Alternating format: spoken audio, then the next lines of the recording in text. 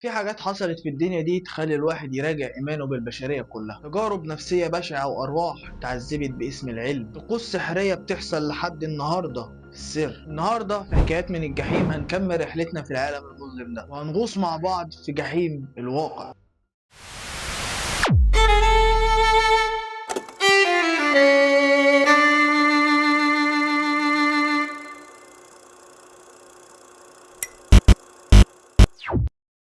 تخيل معايا انك طفل عايش في دار ايتام، لا اهل ولا حضن ولا حتى امان. فجأة بيجي حد يضحك في وشك ويقرب منك كأنه مهتم بيك، لكن الحقيقة هو بيجهزك لتجربة نفسية مدمرة، تجربة ممكن تسيب جواك اثر عمرك ما هتقدر تتخلص منه. في الحلقة دي هتكلم عن واحدة من ابشع التجارب اللي اتعملت على الاطفال، تجربة اتوصف منفذها بالوحش. خليك معايا لان اللي هتسمعه مش خيال، دي حقيقة حصلت بالفعل وبتحصل بشكل مختلف كل يوم. القصة دي حصلت سنة 1939 في جامعة ايوا في امريكا. كان في عالم اسمه ويندل جونسون، هو اللي خطط للتجربة دي. هو نفسه كان بيتلعثم في الكلام وهو صغير، وكان عايز يفهم سبب التأتأة. جاب مجموعة من الاطفال الايتام، 22 طفل، وقسمهم مجموعتين. المجموعة الاولى كان بيتم تشجيعهم بكلام حلو زي بتتكلم كويس جدا، صوتك واضح، استمر. اما المجموعة التانية كانوا بيقولوا لهم حاجات زي انت بتتلخبط في الكلام، ليه بتقول كده، صوتك مش طبيعي. حتى لو الطفل ما كانش عنده تأتأة. تخيل اطفال صغيرين بيتقال لهم كل يوم انهم عندهم مشكلة في النطق، لحد ما فعلا بدأوا يصدقوا ويخافوا يتكلموا. النتيجة كانت ان معظم الاطفال دول حصل لهم ضرر نفسي شديد، وبقوا فعلا بيتلعثموا في الكلام بسبب الضغط. التجربة دي ما انتشرتش وقتها لانها كانت غير اخلاقية، بس لما اكتشفت في التسعينات الناس سمتها The Monster Study او تجربة الوحش. سموها كده لان اللي عملوها ما كانوش بيتعاملوا كبشر، كانوا بيجربوا على ارواح صغيرة كأنهم فئران تجارب. اللي حصل في تجربة الوحش ما كانش بس تجربة علمية فاشلة، الجريمة اتنسبت في طوب البحث.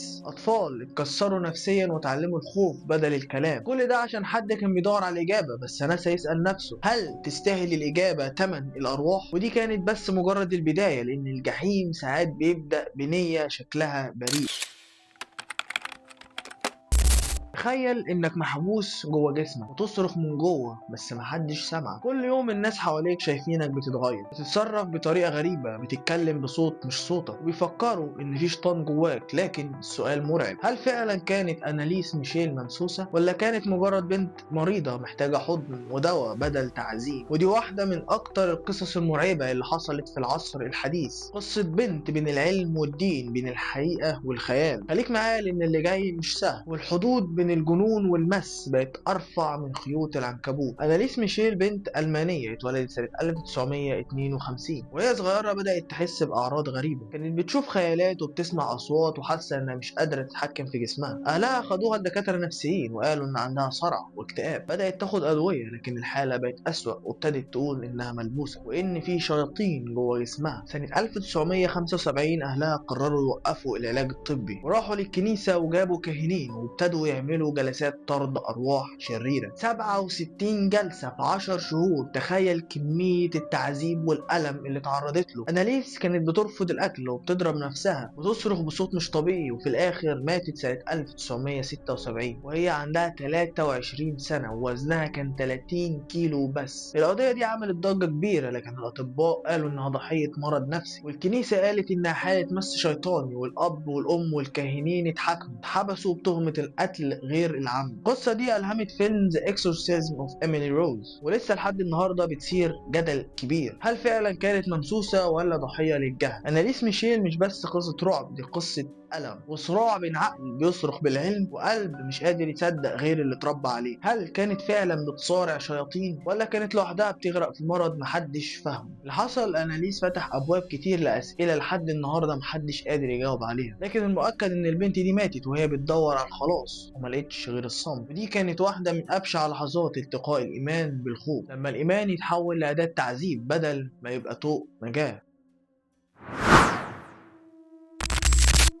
تخيل معايا كتاب مش بس للقراءة لكن للتجربة. كتاب بيقولك لو عملت الخطوات دي هتشوف حاجات مش من عالمنا. كتاب الظلال مش مجرد أسطورة ولا فيلم رعب، ده دليل سحري بيستخدموه أتباع ديانة الويكا. بيقولوا إنه مفتاح لعالم تاني. ناس حاولوا يقروا منه وناس تجرأوا وجربوا طقوسه، لكن اللي رجعوا بحاجة واحدة بس في عينهم وهي الرعب. الكتاب ده ياخدنا في عالم غامض مظلم وممنوع، عالم السحر المعاصر. كتاب اللي بيخليك يفتح بيبان يمكن ما تقفلش تاني أبدا. خليك معايا لأن الفضول ممكن يكون أول خطوة في طريق ملوش رجوع. في ناس في العالم الغربي بيتبعوا ديانة اسمها الويكا، وهي نوع من السحر المعاصر. عندهم كتاب اسمه The Book of Shadows أو كتاب الظلال. الكتاب ده مش واحد بس، كل ساحر بيكتب نسخته الخاصة، بس فيه طقوس وتعويذات مش أي حد يقدر يفهمها. كتاب فيه وصفة لطقوس استدعاء الأرواح وحرق الأعشاب باستخدام رموز غريبة. في ناس قالوا إن هم بعد ما قروه أو جربوا الطقوس اللي فيه حصل لهم حاجات مرعبة، كوابيس مستمرة، أصوات ناس بتناديهم، حاجات بتتحرك في البيت من غير سبب. في قصة شهيرة عن شاب أمريكي قرر يجرب تعويذة من الكتاب تدعى روح الحارس، وده كائن المفروض يحميه. بعدها بدأ يحس إن في حد بيراقبه طول الوقت. كان بيصحى من النوم وبيلاقي علامات على جسمه كأن في حد ضربه. علماء النفس بيقولوا إن ده مجرد تأثير نفسي وإن كل ده مجرد تخيلات، لكن اللي عاش التجارب دي بيقول إن هو شاف الجحيم بعينيه. كتاب الظلال ما كانش مجرد صفحات مليانة حب، كان مراية سحرية بتعكس أسوأ ما في النفس البشرية. الناس اللي جربوه ممكن يكونوا بيدوروا على قوة أو حماية أو حتى إجابات، لكن اللي لقوه كان خوف وندم وأبواب اتفتحت ومرضتش تتقفل. الكتاب ده مش هو اللي بيخوف، اللي بيخوف هو إحنا لما بنصدق إن في قوة ممكن نتحكم فيها وننسى إن إحنا في الآخر مجرد بشر. يمكن أكتر حاجة مرعبة مش الأرواح، لكن إحساسك إنك في مواجهة حاجة أكبر منك وإنت اللي فتحت الباب بإيدك. القصص دي مش مجرد رعب وخلاص، دي تذكير إن الإنسان ممكن يكون مصدر الشر أكتر من أي شيطان، سواء كانت تجارب علمية قاسية أو إيمان أعمى بيخلينا نأذي بعض، أو حتى فضول بيخلينا نلعب بالنار. والجحيم أوقات بيبدأ في عقل البني آدم.